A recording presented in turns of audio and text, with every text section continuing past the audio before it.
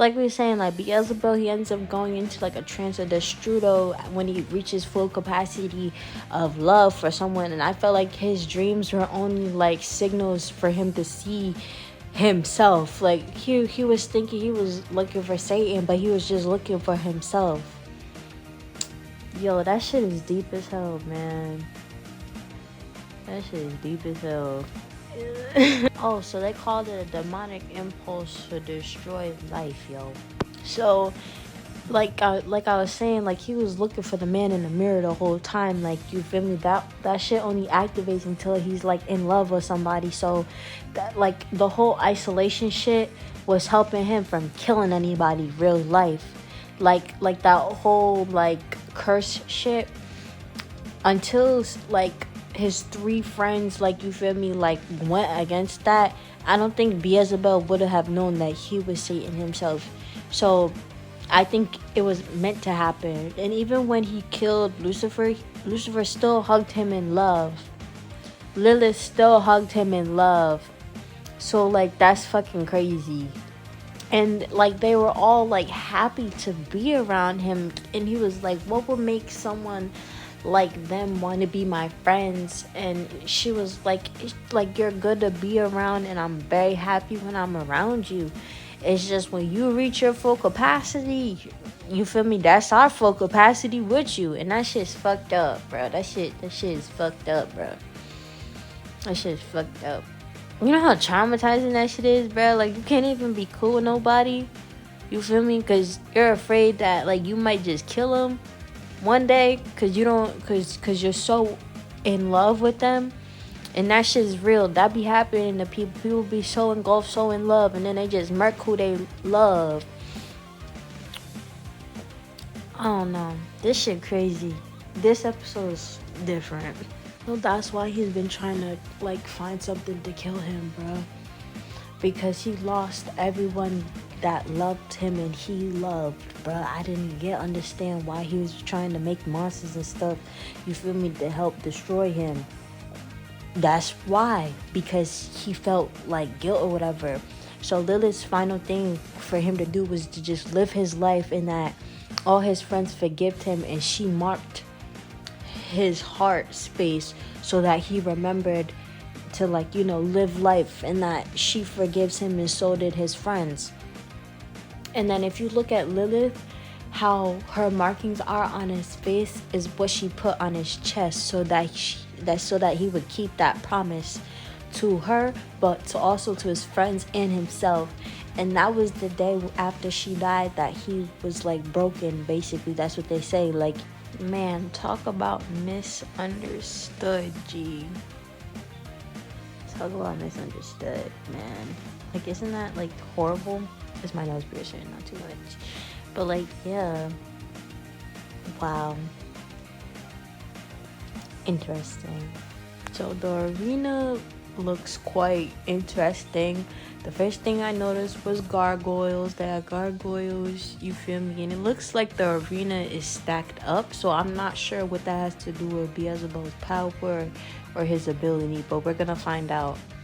But also I wanted to say was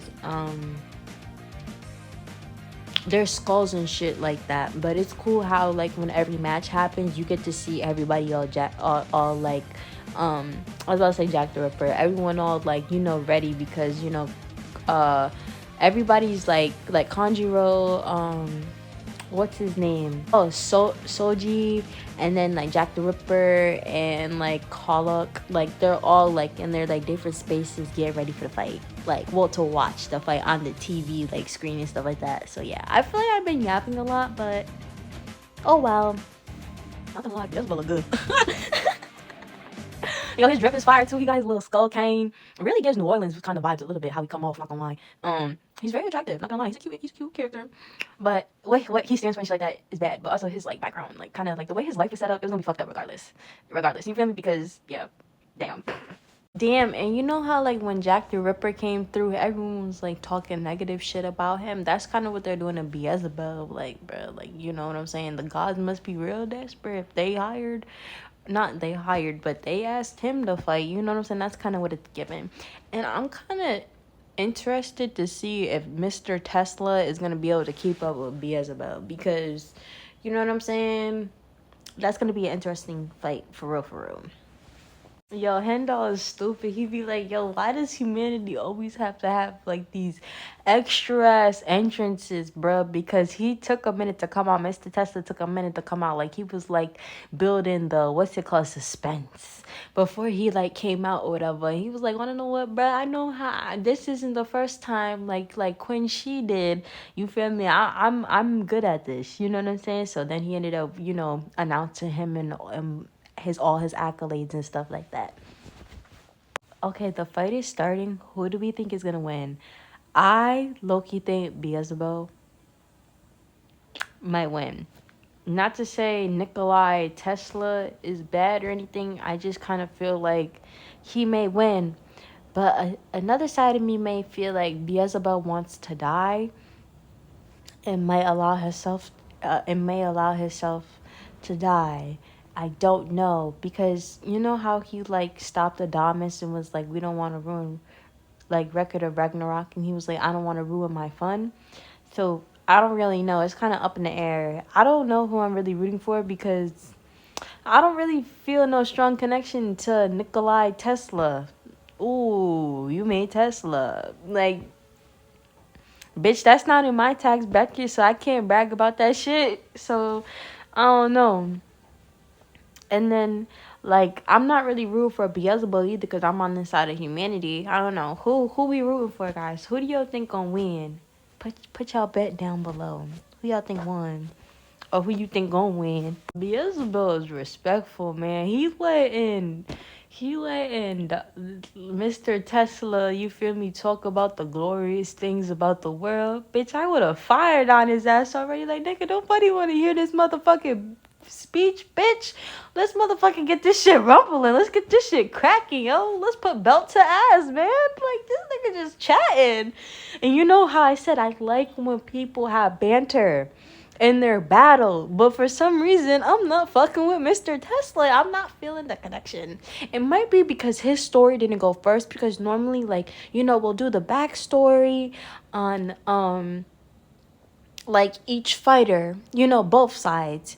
But in this case, we're not like Mr. Tesla. Maybe we're gonna get into it maybe the second episode, so we could maybe get more of a further connection. But so far, this nigga's a fucking geek in a fucking suit, bitch, in a motherfucking in a transformer suit, bro. This motherfucker is giving major nerd, but he's cute too. He's like a cute ass nerd. And don't get me wrong, I love nerds. I love me a geeky boy. But right now he's blowing me all this conversation. He was like, this is gonna be a fight, a glorious fight, one to be talked about, one to be remembered. And Beelzebub looked at him like, nigga, no the fuck it's not. It's not gonna be glorious on your end, bitch. Maybe on mine, but on yours, nah. So let's see. Okay, I feel like this battle is gonna be fun, because they're gonna be breaking down the science of everybody's techniques. They already do that already. Normally it'd be like Zeus and all them making commentary and stuff like that. But now we actually have like Thomas Edison. What was this dude? Galileo. Like, you feel me? They're talking about like cause and effect, like the laws of physics and stuff like that. So I feel it's gonna be an educational battle. You know what I'm saying? Like, yeah, real cute. Okay, so Hermes is also in the chat talking, basically saying that Beelzebub's first move was used with vibration, and how like sound, you feel me, from vibration can like, break an object, because he literally sang to a glass and the glass broke. So he was basically saying that Beelzebub has the ability to do that. Cool. So it makes sense that he's called the king of flies, because what do bugs like flies do? Bzzz. So that's his superpower, being able to control the vibrations within his technique of fighting.